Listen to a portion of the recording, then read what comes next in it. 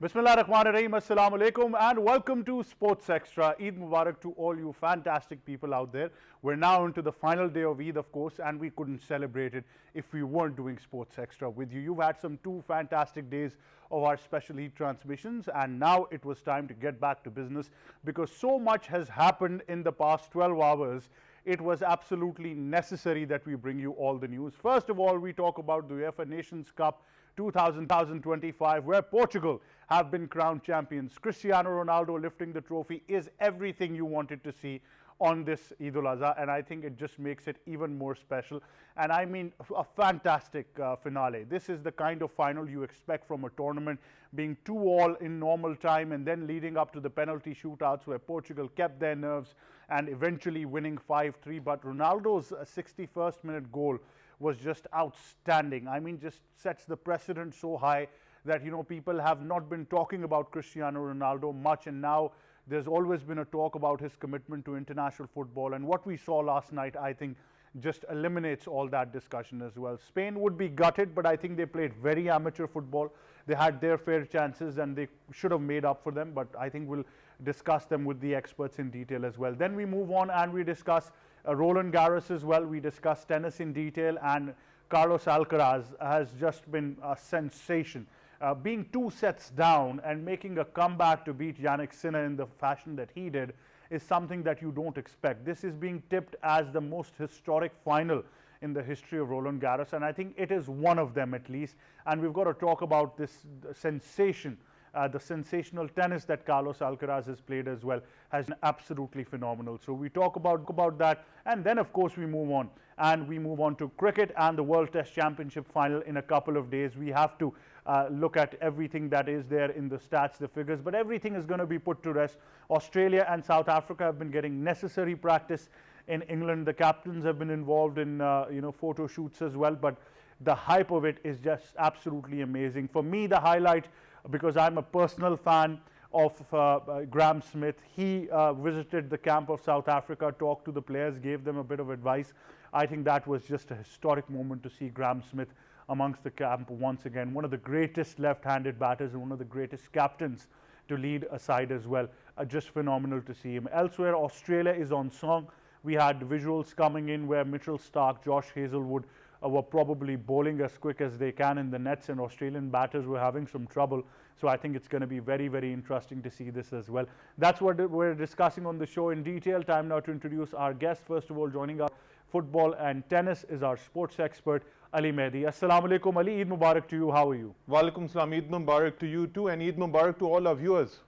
Thank you very much for joining us. Now, like I said, that, you know, it's been very interesting. You look at some of these visuals once again that we talk about of Cristiano Ronaldo lifting that coveted trophy, and I think a whole generation has been inspired by Cristiano Ronaldo, and these visuals just speak for themselves as well. And the raw emotions that we saw just tell us that even in this day and age, with the immense success he's had in his career, playing for his national side and winning a trophy still means to him what would mean for any young schoolboy as well. I mean, the emotions are still there. Yes, Ali Mehdi. Yeah, it means everything to him. He's been absolutely brilliant. You know, this is Cristiano Ronaldo. He's been playing football for about 23 years. I mean, you talk about somebody who's been playing at the highest level for 23 years. He's been absolutely brilliant. And Cristiano Ronaldo showed yesterday that age is just a number, and he's just aged very well over the past few years too. Everybody has been saying over the past few years, ever since the last World Cup that took place in Doha in Qatar in 2022, that he's old, you know, he's playing in the Saudi Arabian League, he's not what he used to be. But look, you know, at the end of the day, it's that experience that matters the most. He's been playing as a forward, a number 9 for the past few years. And when he needed to deliver, he delivered the most. In the semi-final, he got the winner against the Germans, the home team at Munich Arena. And then yesterday too, when the chips were down, when Portugal were 2-1 down after the Oyarzabal got the, Zubamendi got the first goal, and then Nuno Mendes, the player of the match, scored an absolute rocket from the left side of the D, and then obviously Oyarzabal obviously got the 2-1 up. He got Cristiano Ronaldo in the 61st minute got a looping ball and then smashed it on the volley too. And that shows that what experience can do. Whilst a youngster or anybody else could have probably mishit it, probably wouldn't be able to get into those right positions, Cristiano Ronaldo got into a very good position against Conference League winner Marc Cucurella. Let's not forget the European champion. And he got into the right position and smashed that ball in. And after that, Spain tried very hard. They had dominated possession, about 62% possession, Ahmed, 16 shots, 6 on target, very wasteful. But this Portugal only got 7 shots and 2 on target, scored both goals. And when it went to penalties, you knew there was only going to be one team, and that at the end of the day was Portugal, who won 5-3. Well, Ali Mehdi, it's interesting that we talk about Spain, who were banking a lot on their youth experience and exuberance that we have. We understand Spanish academies have got the best structure of youth football when you talk about Europe as well. Even in the entire world, we can take a leaf out of them. But the fact is that there is no replacement for experience. When you've got somebody like Cristiano Ronaldo, Bruno Fernandes in there, I mean, that sheer experience of international football will win you cups any day. I mean, let's not forget Bernardo Silva, the Champions League winner with Manchester City. I mean, his experience along with this trio's experience of Bruno Fernandes, Cristiano Ronaldo, Bernardo Silva. Let's not forget Semedo's over there, Vitinha over there. These, and they look, and so many of them, but I was reading somewhere about 3 players, Emma, 3 players actually played for PSG and won the Champions League a week ago. So that experience, these things really matter. And on the day, it was absolutely brilliant the way Portugal came out. People were saying Spain was going to win because they had better chemistry. But at the end of the day, experience really helps you. And despite playing counter-attacking football, that experience of all these players, of these Portuguese players, they really helped. And I think going forward, they are the first team to win 2 Nations League. Let's not forget the Euro 2016. They've won a trophy every 3 years. Ever since Ronaldo came, he's won 3 individual trophies, 3 this international trophies. Now the big one remains, and the only reason why he's still playing football and he has that burning desire in his belly is for the FIFA World Cup, which will be taking place in USA next year. He's playing clearly because of that, and this is the perfect preparation for that. Ali Mehdi, like I said at the start as well, those raw emotions speak for themselves, even while getting the trophy, and as that winning penalty, made the decider as well. I saw him on the ground. He was crying like, anyone in the start of his career as well. And let's remember, this is probably one of the greatest ever to play the game. There's been a huge debate, but the level of commitment he's put in, the countless heartbreaks, the countless, pain, the injuries, what he's done to his body physically, what he goes through every day. I know his routine. It's, just a milestone that can never be reached. What has it meant for Cristiano Ronaldo to lift that trophy? Look, he's immortal, Cristiano Ronaldo. He's been doing this for so long. This means everything to him. People say he's a selfish player. He only focuses on individual trophies. No. When he plays for his club and country, especially for his country, it means absolutely everything. You saw when he won the Euro 2016 in Paris in France, he was injured, but he helped the team. He helped galvanize the team. 2019, obviously, they won in Amsterdam. That meant everything to him. Even yesterday, he really wanted to prove his critics wrong, and exactly. He was the match winner for both occasions. In the semi-final, he got the winner. Yesterday, he got the equalizer, and then his team actually helped him. So, I mean, whatever people say, yes, it's a team sport. Yes, Portugal, the other players really helped him. But at the end of the day, Cristiano Ronaldo had a huge role to play in it. And you have to give credit to the manager, Roberto Martinez, who's actually backed him and completely backed him and has gotten the best out of him, because the previous coach actually had a fallout with him. So, good on him, and good for the Portuguese team, and good for Portugal, who have now become the first team to win UEFA Nations League twice. Absolutely. Like you mentioned, that World Cup is somewhat still the focus as well. But there's been a lot of debate about these Portuguese players as well. Some of the names you mentioned, some I mentioned as well. What's immediately happening after this? Because obviously any trophy that you're winning is going to inspire the next generation of football players in your country. Well, if you're looking at immediate right now, the Club World Cup is actually happening right now. You're going to have all the clubs in this new FIFA Club World Cup format, which will be happening every 4 years, happening in a week's time. So Cristiano Ronaldo has already said that he does not want to take part in it. He needs to be practical, look after his body, which is great because he's not, he's not a bionic man or something. He needs to give his body rest. Then he's looking forward to actually playing another season for Al Nassr and then focusing on that FIFA World Cup in the USA, Canada, and Mexico. Other than that, the Portuguese team, everybody's going to go for their holidays, but all those players who are actually playing in this FIFA Club World Cup are going to be focusing on that World Cup, which is, it's a new format too, and it will be taking place about 2 to 3 weeks in the USA. So that will be that's in the immediate future, but then, the road to the World Cup begins, which actually exactly in 12 months' time. Absolutely, and I think it's just been a fantastic moment. But yet another fantastic moment happened at Roland Garros, and we have to talk about the French Open because it was absolutely exceptional. Like I said, that the past 12 hours have given us so much to cherish, and a real Eid day for sports fans all around the world who are celebrating Carlos Alcaraz, Ali Mehdi. This is the kind of final you expect from one of the biggest Grand Slams of the year. Look, we are very blessed, Ahmed, that we sit over here and we talk about football and international sports, because every time we come, we see records being broken. We saw new generational players, inspirational players, and who would have thought that anybody could actually eclipse the likes of Roger Federer, the likes of Rafael Nadal, Novak Djokovic, these two kids on the block who have now exactly won about 5 of the last 5 Grand Slams, Jannik Sinner and Carlos Alcaraz. It was the best ever Roland Garros, the longest ever Roland Garros final ever. Sinner had Carlos Alcaraz on his knees. He had him, it was literally just one punch away. But Carlos Alcaraz saved 3 match points. He was 5-3 down in the 3rd set. He came back, won that in a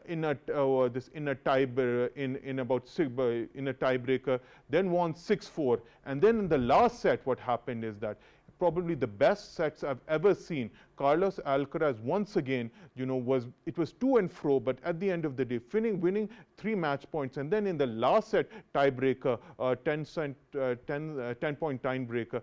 He got the lead initiative. He actually took the wind out of the sails of Jannik Sinner, and winning about 10-3 or 10-4 just shows that Carlos Alcaraz is one of those players who's an inspirational player. He didn't give up and showed that he is probably the best clay courter of this generation. What really happened with Jannik Sinner, because if you won 2 sets, I understand you can go 1 down.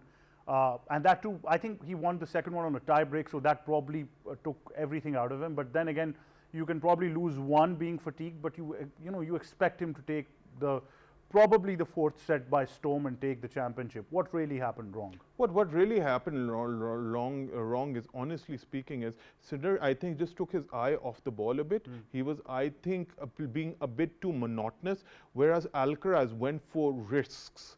The thing with Sinner, he is a machine. He likes to be very accurate. He doesn't serve any double faults. But look, when you need to win championships, when you actually need to win these big Grand Slams, I think you need to play risk-free tennis. You have to go for your risks. And that's exactly what Carlos Alcaraz did with his booming forehand, with his drop shots, with his amazing serves. He actually bamboozled Sinner, which we didn't think was possible. Did you know before this Grand Slam, Sinner only served 2 double faults into the final? So it was going to be very difficult to break his serve. But then who did it? Carlos Alcaraz came around. Carlos Alcaraz knew that because of his never say die attitude, which is he's inspirational to everybody, and to all youngsters, he fought till the very end. Even in that 3rd set, when he was 40 love down, the whole world thought he was going to lose. But no, he gave himself an opportunity, won that 3rd set, 4th set, 5th set was a bit of a cat and mouse game, but showing to win from that situation shows that these two are probably, tennis is in great hands. Well, I'm glad you mentioned this for both of them, but particularly for Carlos Alcaraz up ahead going into next Grand Slams. What does it mean? Look, it means a lot, because now he's gotten about 5 Grand Slams. He's won the Wimbledon twice, he's won the French Open twice, and he's won the US Open, which was the first Grand Slam he won in 22. He's going for a 3-peat. Now, 3-peat has only been done, more recently in Wimbledon by Novak Djokovic and the great Roger Federer, who has about 8 Wimbledon titles. It's going to mean a lot for him. him. There's going to be a lot of pressure, but look, I think Carlos Alcaraz handled this pressure very well. He's going in as the favorite, but mind you, I think Jannik Sinner will be licking his wounds over here and then will be really, really upset after what happened. But going into that next Grand Slam, I can assure you one thing, that these two will be favorites, and unless the other people on tour, other men on tour do not up their game, it's probably going to Jannik Sinner or probably Carlos Alcaraz who are going to win next month's Wimbledon. Disappointment for Novak Djokovic in the tournament. He was probably slotted to reach that final. He really was, but look, Novak Djokovic, he's the GOAT, won 24 Grand Slams. He's now come up against a force in the form of Carlos Alcaraz and Jannik Sinner, which wasn't there for a very long time. These 90s players, players born in the 90s really didn't test him, but these new kids have been absolutely brilliant. He's now run into a real brick wall. But look, Novak Djokovic still is the GOAT. His favorite surface is Wimbledon. He made the final last year. He's done very well in the past too.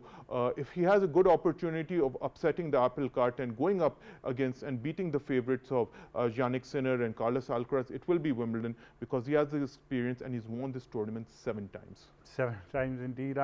So you're still backing him as a player. I understand. A lot of people, whenever you think Djokovic is done, that's when he surprises you. But with the fair bit of competition with Alcaraz and the likes of Sinner as well, I think it's getting pretty tough now with these new generation of players as well. But then again, Ali Mehdi, we do talk about the next Grand Slam of the year. Really excited about Wimbledon, and we've spoken about Carlos Alcaraz, Jannik Sinner, and obviously Novak Djokovic too. I think it's my favorite Grand Slam, your favorite Grand Slam. We've done it for many years. Wimbledon too right now. But look, Alcaraz and Sinner have to be favorites, but don't rule out Novak Djokovic. He's going to rest his batteries. He's going to come up back very strongly. And from July 30th, from June 30th till about July mid-July, yes. Yeah, mid-July, July 14th. We're going to see an incredible Grand Slam over here, and there are 3 contenders for them. So I think we're all going to be licking our lips. Who else is someone you'd be surprised to see doing well this year in Wimbledon? Look, Do you have anyone else? It's very difficult. If you talk about the women's side, it's easier for me to tell. Women's side, you have the Coco Gauffs, Arya Sabalenka. Then obviously, you have lots of women, outsider women have been winning. But if you talk about the men's side, obviously these 3, but Alexander Zverev is somebody who's been coming very, very close. He made the Australian Open final, French Open last year. I think this year he's going to work very hard and try to do well on the grass too. Other than that, you have the likes of Rune is over there, Musetti is another clay courter is over there too. Then obviously Ruud is over there. So you have some players, but honestly, they're not on the same level as the big 3. Certainly they are. But thank you very much, Ali Mehdi, for joining us. We now take a short break. When we come back, we discuss cricket in detail. Stay tuned.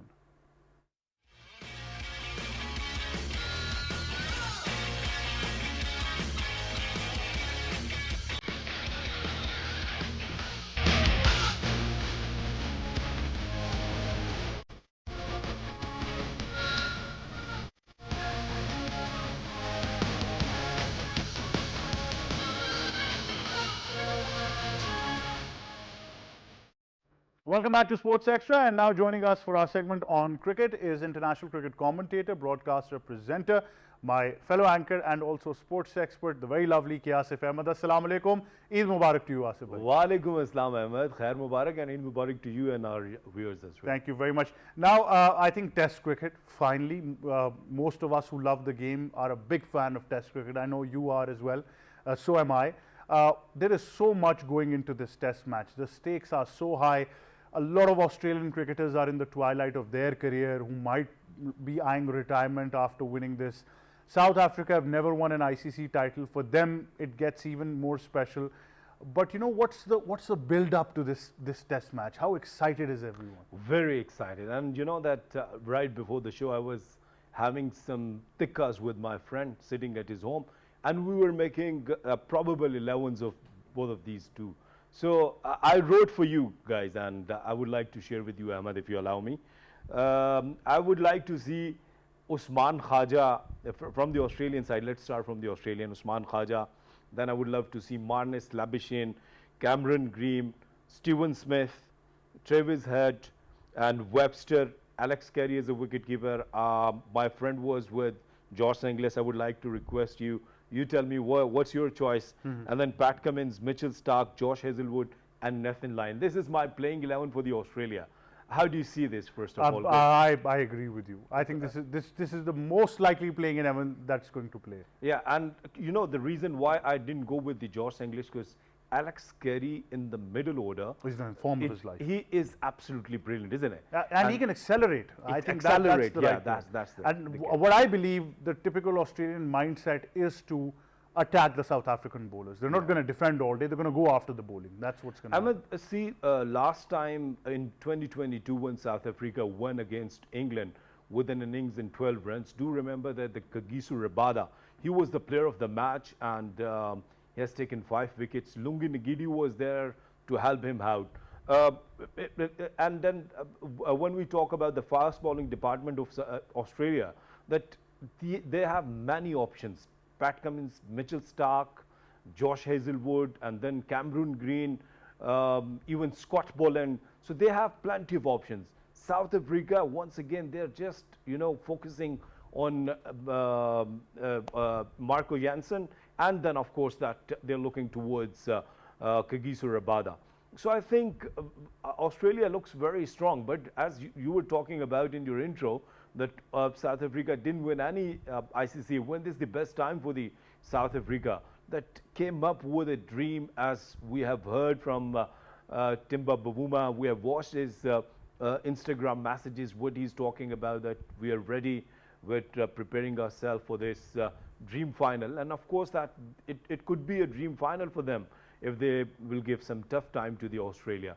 But when we see and the probable 11 of South Africa, here I would like to request you to help me out. Would you like to see that Kagiso Rabada, and who could be a partner with him?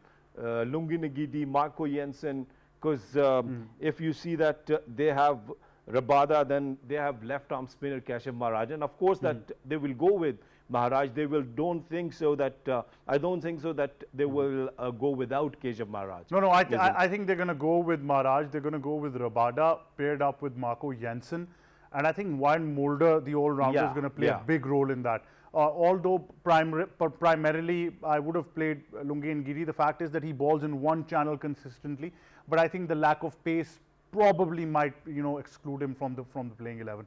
But I think a lot of that onus is going to be on Rabada, Marco Jansen. The fact, like I said, Warren Mulder is going to be very, very important in this test match. So, you know, all of us know the mantra for test cricket. You want to win, get 20 wickets. Get 20 wickets. So I think if you want to look at bowlers who can get you 20 wickets, probably my bet would be going with Rabada and Jansen in particular. See, I'm with you, and I was discussing with my friend, and he had a very good, strong point, that he said that when a bowler in the test cricket is bowling on one channel and just bowling wicket to wicket, could be very helpful and could take you wickets on a crucial moments, because you know that when you talk about the fourth stumps mantra in test cricket, it's really important. And Corbin Bosch, I think Corbin Bosch is going to play. Bosch, yeah, I'm with you that Bosch is. And then when we see their batting lineup, Markram, of course, Timba Bavuma, Ryan Rickleton, he could be a surprising inclusion for the South Africa, isn't it? Absolutely. I've watched him in Champions Trophy, that he's technically very sound, and though, because if you see his test career, not a very long test career, but even then, I like his confidence, I like his technique. But South Africa, one thing which you were talking about, that they will definitely, on this surface, when we see this last five test matches, that most of the time the teams are winning with an innings, the margin of with an innings. So the question is that, does South Africa has this kind of ability to beat Australia with an innings? Well, well, nonetheless, I was told by a very, very talented fast bowler, former fast bowler, of course. He said 3 days or 4 days, test match wrapped up. He says that's when test matches, you know, get wrapped up. But he called the first session to be very important at Lord's with whoever's winning the toss. I agree. But at the same time, I know Stuart Broad has offered to help the South African team. He said, I'm not interested in a coaching job, but I will help any team playing against Australia. So the traditional rivalry is still there. But you were talking about the batting. I think a lot of that experience and that reliance is going to be on Temba Bavuma and Aiden Markram, the two most experienced batters. But someone that, you know, I really fancy in this South African order, and I was actually going through the performances as well. I think if he plays, Tristan Stubbs is going to be very, very important in that middle order. Tristan Stubbs, yeah, I have, I strongly agree with you that he's a very, very confident guy, isn't he? And their batting lineup, Ahmed, what about this guy, David Bedingham? Have you watched him? Because once again, because they're a new side, we haven't watched him playing Test cricket, especially when we talk about this Maghay win the final of the World Test Championship, and Australia, they're defending champions. They've given tough time in the last time as well against New Zealand, and when they were playing there, even against India, even against you know, England. So I think it won't be an easy task for South Africa. Well, David Bedingham. Yeah. He's got a fantastic first-class record as well. Yeah. He's played about 49 matches at an average of 43.4. So the experience is certainly there. No, I'm talking about specifically the Test cricket. Yeah, Test cricket, Yeah. particularly. So he's played 12 Test matches at an Yeah. average of 33.9. It's okay, it's fine. I mean, it's not bad when you see his first class. But I think facing this Australian bowling lineup, they have to realize that they won't be able to survive. They need to score runs. So I think even if they match Australia in the first innings, look, if they match Australia in the first innings, if they're evenly poised with 10, 20 runs, more or less, then I think it's South Africa's game. I really think so. Otherwise, we all know the Australian mindset. They will want to win by an innings, nothing less than that. As you said, they really love to choke sides. They're going to be very, very ruthless. They're going to be absolutely, you know, sledging the South Africans. That's what they love to do, and they're playing in England. Lords is a ground which they've enjoyed. They've got about 5 victories over here already. Yes. So I think they enjoy themselves in these conditions. well, I mean, this is the mantra of their victory, you know, that always enjoy them and do not go into the pressure, even put pressure on your opposition. That's the point. And Australian side, always when we see that they're playing in England, and doesn't matter if they're playing against South Africa, Australia, as you were mentioning about Stuart Broad, that I'm ready to help you out because you're playing against Australia. What does it mean that they aren't playing against South Africa in England, but even then they're imagining that we are playing against England in England. So that's the mantra of Australia's victories. I always enjoy their victories. I always enjoy their body language. I always enjoy their confidence. And you're talking about sledging, Ahmed, you cannot stop them. You cannot stop them doing this. Either it's a bilateral series, and this is the final of the World Test Championship. How could you stop them? Well, the talented fast bowler I was talking to, we mentioned this particular thing as well. He said that doesn't start on the field. That starts 2 days before on breakfast, you know, while walking to the bus. They will be in your ear since 2 or 3 days. They're going to tell you, I'm going to get you out. So you're talking about Shoaib Yes. Akhtar. You're talking about Shoaib Akhtar. He said that used to happen today. And I asked him, I said, you're the only one who managed to, you know, keep them quiet by virtue of that spell you bowled. And he gave me the answer to that. He said, do you know why I bowled that spell to Justin Langer, who was playing, and, you know, hit him on the hand twice?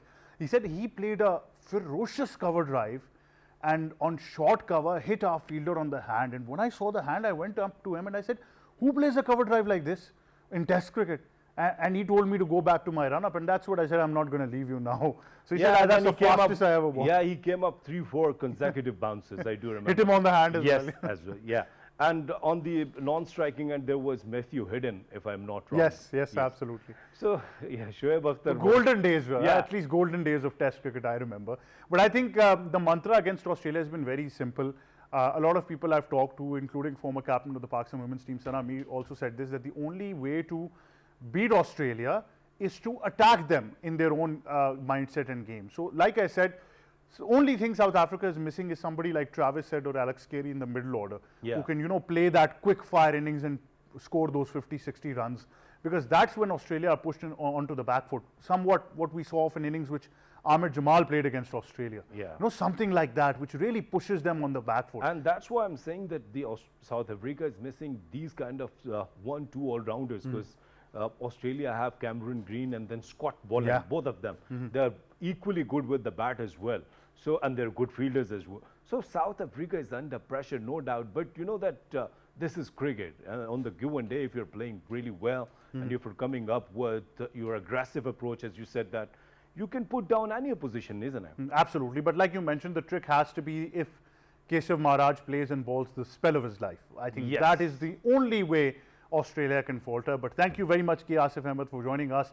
The World Test Championship just a couple of days away now. You will watch all the action live on PTV Sports and you'll enjoy this World Test Championship final because whatever the results are, one thing is for sure, that we're in for exciting Test cricket for the next couple of days. That's all we have time for. From me and the entire team, it's goodbye for now.